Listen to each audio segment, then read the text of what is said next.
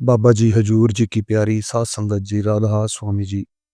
आज मैं आप जी के साथ एक ऐसी बात शेयर करने वाला हूँ कि बाबा जी महाराज जी ने खुद सूखी रोटियां खाई, छोटी सी झोपड़ी में रहकर इतनी भजन बंदगी की, दरिया का पानी पिया और आज हमें उसी जगह पर इतना खाने पीने के लिए मिल रहा है, इतनी अच्छी सुविधा है।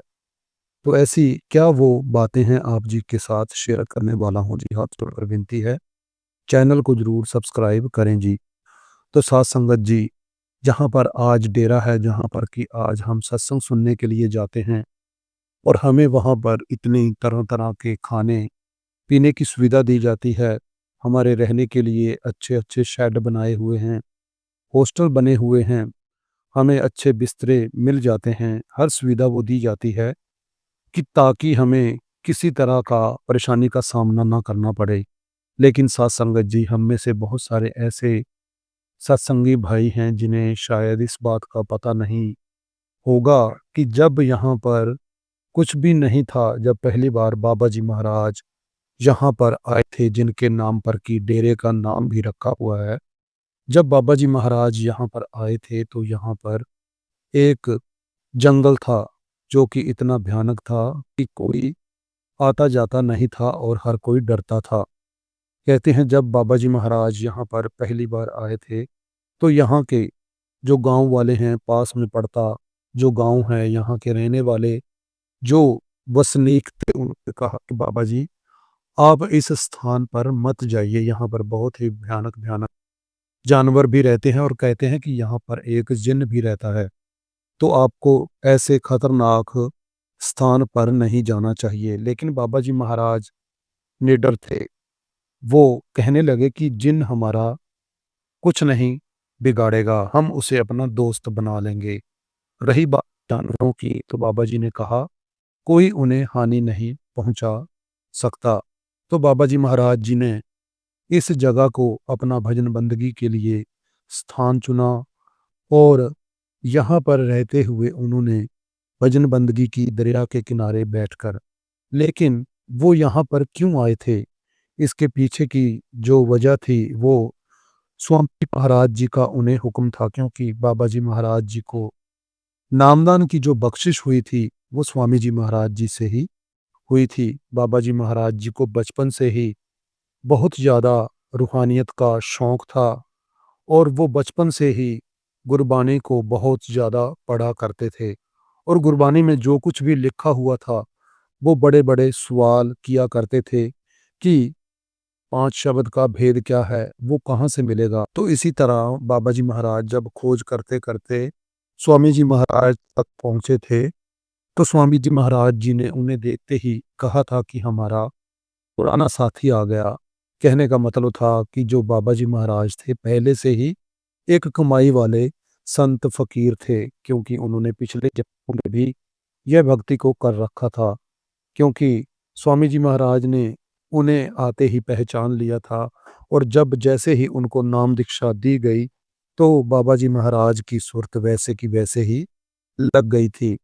तो साथ संगत जी, जो पुरानी रूहें होती हैं जिन्होंने भजन बंदगी की होती है, तो ऐसे ही जैसे जब उनको नामदान मिलता है, तो फट से उनकी जो सुरत होती है, वो मालिक में लीन हो जाती है, क्योंकि उन्होंने पहले से ही कमाई कर रखी होती है। तो इसी तरह जब बाबा जी महाराज स्वामी जी महाराज जी से मिले थे, तो उनकी सुरत भी लग गई थी। स्वामी जी महाराज जी ने तो उनको यहाँ तक कह दिया था कि जिसे वो ठीक समझें, वो नामदान भी दे सकते हैं। लेकिन बाबा जी महाराज कहते थे कि मेरे सतगुरु के होते वो ऐसा नहीं करेंगे। वो किसी को अगर लायक इसके समझते थे, तो वो स्वामी जी महाराज जी के पास ही भेज दिया करते थे और स्वामी जी महाराज जी का हुक्म पाकर ही बाबा जी महाराज जी ने फ़ौज में नौकरी की थी। और जब आप जी फ़ौज में अपनी ड्यूटी किया करते थे, तो उसके दौरान भी कभी भजन बंदगी में नागा नहीं करते थे, बल्कि भजन सिमरन में लीन रहा करते थे। यहाँ तक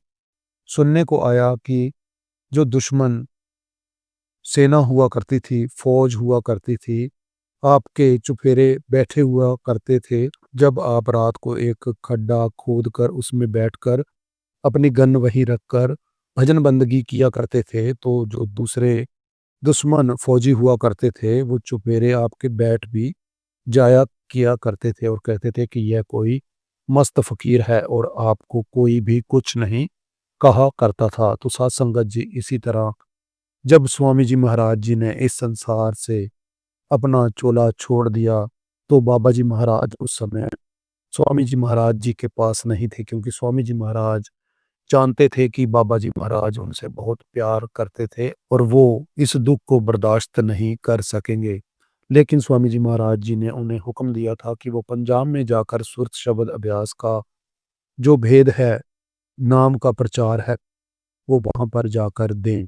तो इसी तरह से ही बाबा जी महाराज जी ने जैसे हुक्म स्वामी जी महाराज जी का पाया, तो बाबा जी महाराज जी ने जब इस जगह को चुना था, तो बाबा जी जब इस स्थान पर आए थे, तो बाबा जी महाराज भक्ति में लीन रहा करते थे और बाबा जी जो ब्यास स्टेशन है, जहाँ पर कि आज बहुत बड़ा बाजार है, तो यहाँ पर एक तंदूर वाला खाना बनाने वाला हुआ करता था। तो कहते हैं कि बाबा जी महाराज 5-6 दिन के लिए जो रोटियां होती थी, वो वहाँ से इकट्ठी लेकर आ जाया करते थे, क्योंकि वहाँ से बाबा जी पैदल आया करते थे। बाबा जी भजन बंदगी में इतना ज़्यादा लीन रहा करते थे कि उन्हें बार-बार इतनी दूर स्टेशन ना जाना पड़े, इसीलिए वो रोटियां पोटली में बांधकर और फिर उन्हें किसी पेड़ पर टांग दिया करते थे। जब भी भूख लगती, बाबा जी उन्हीं रोटियों को दरिया के पानी में भिगोकर खा लिया करते थे। तो साध संगत जी, यह जो संत महात्मा इतनी कड़ी भक्ति करते हैं, भजन बंदगी करते हैं और खुद इतना सादा भोजन खाते हैं, सूखी रोटियां, हमें इतना कुछ मिलता है, लेकिन हमारा मन फिर भी बहाने बनाता है। बाबा जी महाराज ने इतनी कठिनाइयों में रहकर यहाँ पर भजन बंदगी की है और अपनी दया का, प्रेम प्यार का एक ऐसा पेड़ लगाया, जिसके नीचे बैठकर आज हम सभी इतना ज़्यादा सुख महसूस करते हैं। हमें वो सारी सुविधा मिल रही है, शायद बाहर भी हमें कहीं नहीं मिलती होगी। तो संगत जी, बाबा जी अब जो सत्संग में हमें कहते हैं कि हमें तो मालिक के लिए 2.5 घंटे भजन सिमरन के लिए निकालने की कोशिश करनी है। हमने अपना बर्तन साफ रखना है, बाकी भरना मालिक का काम है।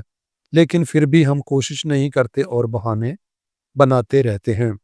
हालाँकि बाबा जी महाराज ने कितने मुश्किल में यहाँ पर रहकर भजन बंदगी की थी, लेकिन हम इन चीज़ों को भूल जाते हैं। इतनी सुख सुविधा मिलने के बावजूद भी हम वो करनी नहीं कर रहे, जिसकी हमसे उन्होंने उम्मीद लगाई होती है। तो साथ संगत जी, हमें वो कोशिश ज़रूर करनी चाहिए जिसका हुक्म संत महात्मा हमें करते हैं। कोशिश करना हमारा फ़र्ज़ है।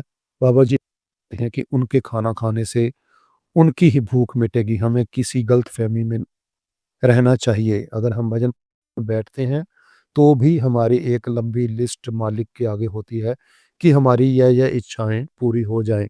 लेकिन बाबा जी अक्सर कहते हैं कि हमें तो मालिक से मालिक को माँगना चाहिए, क्योंकि आगे इतना माँग-माँग कर अपने सर पर बोझ लदा हुआ है कि जिसके दुःख हम भुगत रहे हैं। तो हमें भजन सिमरन की कोशिश करनी चाहिए, बाकी मालिक की जो मौज है।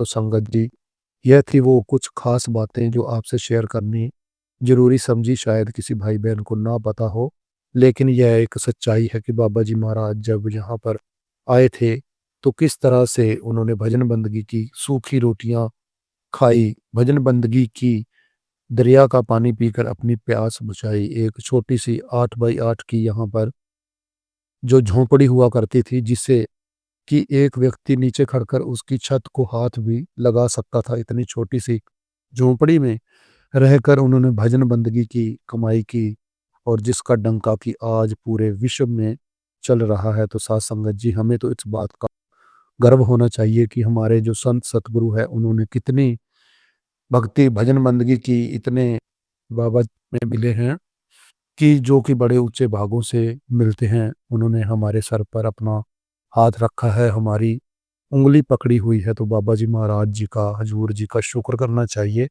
और जैसा कहते हैं कोशिश करनी है, वैसा करने की। तो साथ संगत जी, आज की इस अपडेट में बस इतना ही। चैनल को ज़रूर सब्सक्राइब करें ऐसे ही दिलचस्प बातें सुनने के लिए। राधा स्वामी जी।